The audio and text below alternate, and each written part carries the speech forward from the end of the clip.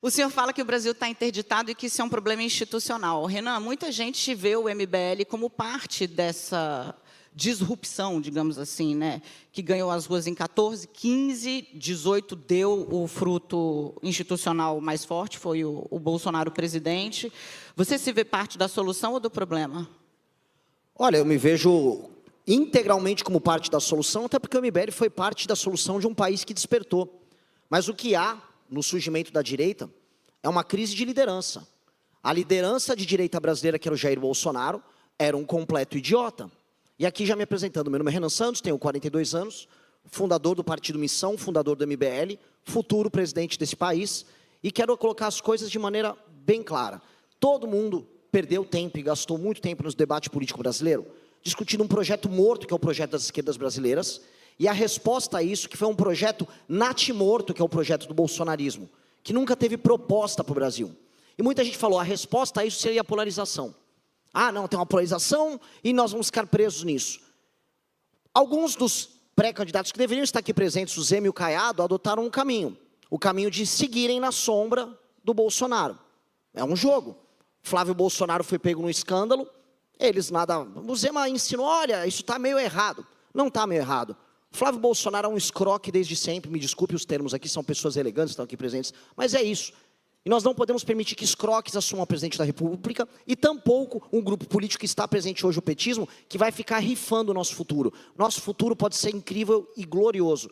Em 30 anos o Brasil tem que ser uma das 5 maiores nações do mundo. E eu estou propondo, junto com uma geração toda nova, não à toa lidero essa geração nas pesquisas, um tipo de Brasil que vai poder enfrentar todos esses problemas, enfrentar a questão das terras raras, ganho de produtividade e assim construir um grande futuro. Então vamos começar bate-bola rápido aqui. Aldo falou de ajuste.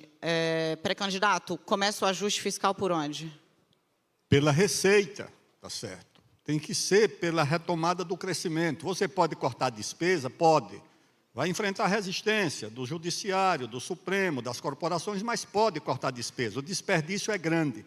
Mas o ajuste ou é feito pela receita, ou o país amplia a base da arrecadação, porque o presidente Lula quer aumentar a arrecadação aumentando impostos. O resultado é a maior fuga de domicílios fiscais do Brasil, fuga de empresas para o Paraguai e para a China. Quem não quebrou? Quem imaginou que grandes empresas que quebraram recentemente iam quebrar? Então, o ajuste tem que ser aumentando a base da arrecadação e, se possível, com a redução da carga tributária. Aumenta a base da arrecadação como? No andar de cima? Olha a plateia. Aumenta a base da arrecadação como? Taxando o andar de cima? Falei para o senhor ver bem a plateia. Aumentando a base da arrecadação e, se você aumenta a base da arrecadação, olhe, se o país passar a crescer 4% por ano, a curva de juros vai embicar para baixo.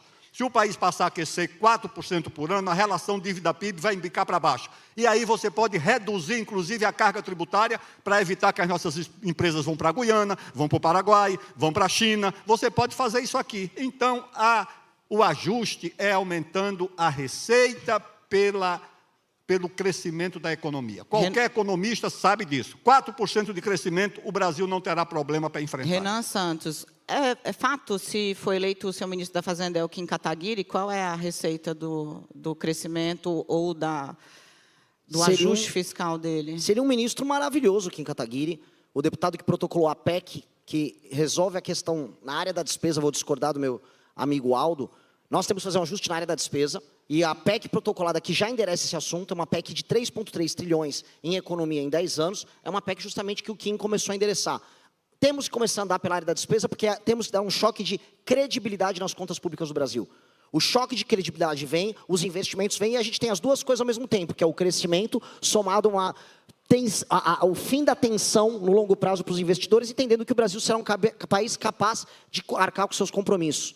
Essa é a base de um crescimento econômico sustentável e mais, todas as experiências internacionais e a literatura séria a respeito dão conta de que o ajuste mais duradouro é sempre o ajuste no campo da despesa, que é o que nós vamos fazer. Corta onde? Me explica. Porque é fácil falar cortar na despesa. Vamos cortar a despesa. Como? Não, no que é mais impopular, Dani. Eu vou começar já com o mais impopular. Desindexando tanto a aposentadoria quanto o BPC do salário mínimo. Ninguém vai querer falar isso nas eleições. Os demais fiscalistas que colocam ali, volto a colocar. O Flávio disse que não ia ter proposta, ia dançar, provavelmente estaria dançando aqui nesse palco. O Zema não quer falar do assunto, disse que só vai privatizar a Petrobras. Então não garante reajuste real de salário mínimo, nem de aposentado. O reajuste é feito na inflação e o presidente pode fazer o ajuste real. O que não dá para ter são os gatilhos automáticos. Gatilho automático acabou. Desvinculação, temos que fazer uma nova reforma da Previdência e tem que ter coragem de fazer isso e falar isso em público, igual o Milei falou. Não adianta a gente se esconder, senão a gente vai meter um estelionato eleitoral no eleitor e eu não estou afim de fazer isso. Está gostando do conteúdo? Então deixe seu like e se inscreva no canal. Gostei do ritmo, Aldo. Reforma da Previdência 3.0, 4.0. O Lula fez 2, mais ou menos, né? Temer tentou, Bolsonaro teve, Paulo Guedes a versão dele. Como faz? Porque a conta não fecha ainda. O problema econômico é parte do problema político. O Brasil vive um ambiente, uma situação onde quem tem poder é concedido por uma norma, por uma Constituição. A autoridade é concedida por uma biografia, por um comportamento. Respeito entre as instituições tem que ser pelo poder, mas também pela autoridade. No Brasil, infelizmente, quem tem poder não tem autoridade. E é preciso recuperar, no exercício do poder, a autoridade de quem o exerce, que no Brasil acabou, no Congresso, no Executivo e no Supremo Tribunal Federal. Essa que é a verdade. Da Previdência ele não falou, mas falou de Judiciário. Eu quero saber, reforma do Judiciário é uma pauta que está em voga hoje. Qual é a sua? Claro que a reforma do Judiciário tem que começar com uma emenda à Constituição, que tem que ser apresentada no primeiro dia do governo, um emendão, eu chamo de emendão. Todos os artigos que dão ao Supremo o poder de interferir e substituir os demais poderes têm que ser revogados, senão o país se torna ingovernável. O Supremo é quem decide se tem CPI, se não tem. O Supremo é quem decide sobre matéria tributária. O Supremo é quem decide sobre orçamento. Isso não está na Constituição, isso se chama usurpação de atribuições e gera, não é apenas insegurança jurídica, isso é pior, é insegurança institucional entre os poderes. Eu ou tenho você dúvida enfrenta se isso ou o país é amplia ingovernável. ou diminui a insegurança institucional, mas quero ouvir qual é a sua proposta de reforma do Judiciário, Renan. Judiciário tem que cumprir apenas o papel de guardião da Constituição e de ator que discute temas abstratos ligados à questão da constitucionalidade, e não mais como última instância do processo legislativo. E mais, ministros do STF não podem ter escritórios ligados a eles fazendo negócio por aí, todo mundo sabe que isso ocorre. Decisões monocráticas têm que acabar, tem que haver filtro de entrada, são 8 mil ações que rolam no STF brasileiro, enquanto na Suprema Corte Americana são 50. Nós temos que criar uma corte que cuide do tal do foro privilegiado, feita por desembargadores com mandato de no máximo de 2 anos. E concordo na temporalidade com o ministro Aldo. Tem que ser logo no início do mandato. Um presidente que chega com moral, coisa que infelizmente os que estão primeiro nas pesquisas não têm, ele tem que chegar com essa moral e não para guerra com o STF. Eu não quero guerra. Eu quero que todo mundo tenha suas atribuições. E aí sim o poder executivo recupere seu poder de executar. Porque o que o Brasil está faltando é poder de execução. É fazer as coisas acontecerem. Minha geração está de saco cheio de ver as coisas acontecerem no nosso país. Deixa eu puxar vocês para o plano terreno, porque o Missão Partido Novíssimo vai para a primeira eleição agora, e o Democracia Cristã, partido antigo, nunca teve uma representação que pudesse garantir uma base para qualquer governo. E vamos olhar o Congresso de hoje, né? Nem Bolsonaro teve maioria tranquila, nem Lula teve maioria tranquila. Na verdade, tranquilidade é uma coisa que não tem desde que o Congresso... Oi, Rodrigo Maia... inventou o orçamento impositivo, passou pelo secreto e agora está aí no meio do caminho. Como é que faz para governar sem base, Renan? Porque maioria você não vai ter. Vai ter que ter base. O presidente da República vai construir base. Meu partido hoje é um partido basicamente pequeno, porque ele tem 6 meses de idade, mas, na hipótese cada vez mais provável de vencer a eleição, o meu partido formará a maioria. Eu também terei inúmeros deputados eleitos por ele. E eu vou conversar com as lideranças partidárias em Brasília, sem medo de composição, Daniela. O que eu não vou ter é composição baseada nesse jogo imundo que está rolando hoje. Não dá. O Brasil não pode ser tocado pelo Centrão, e eu digo mais, quem manda na lógica atual do Centrão são os parlamentares dos estados menos... Mas vai negociar com quem, Renan? Porque o partido que mais cresceu no Brasil é o PSD, o MDB, vou o maior conversar número com de eles. prefeitos. Só que eu não vou conversar com a banda podre. Todos os partidos têm nomes bons para indicar. Não tenho problema nenhum em trabalhar com eles. O problema que eu vou ter é ser indicado no sistema de incentivo mais imundo que tem, que é baseado na troca de favores mais baixa. Num governo nosso que vai ser eleito com projeto, eles vão participar e vão vencer comigo no projeto. Entrar no jogo para roubar, eles vão ser tocados para fora. Aldo. Olha, está ali o Rodrigo Maia, era o líder da oposição, quando eu era líder do governo, presidente da Câmara, e havia ali um governo de corresponsabilidade. Havia diferenças grandes. Era um líder combativo, fazia uma oposição muito dura, ele, ACM Neto, o Ronaldo Caiado também, mas a gente dialogava. Eu fui no casamento do ACM Neto. Imagina hoje uma reunião social entre líderes de governo e de oposição.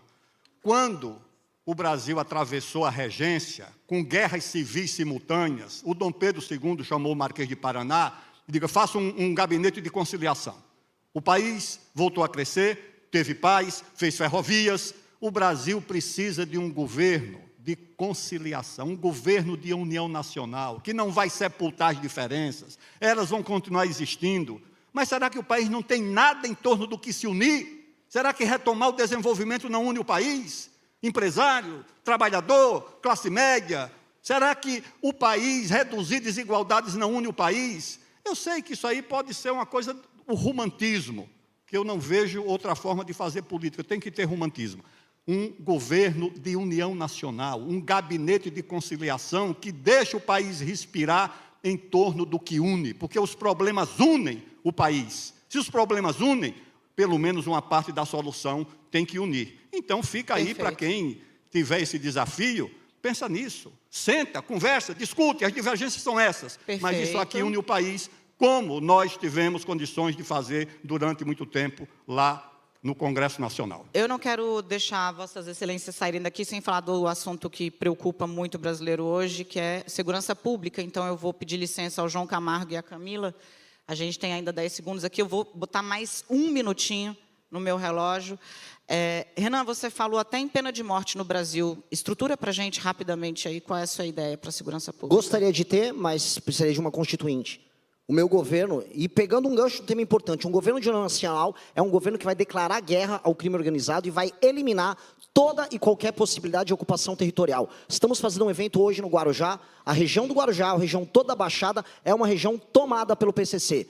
Membro do PCC, ou vivo na cadeia, ou morto apenas para a eternidade. Esse é o papo. Ele cravou 30 segundos, Aldo. Eu creio que você tem que separar o que é o crime comum do crime organizado. O cidadão que comete um crime no trânsito, não tem antecedentes criminais, ele vai ter direito à audiência de custódia, habeas corpus, etc.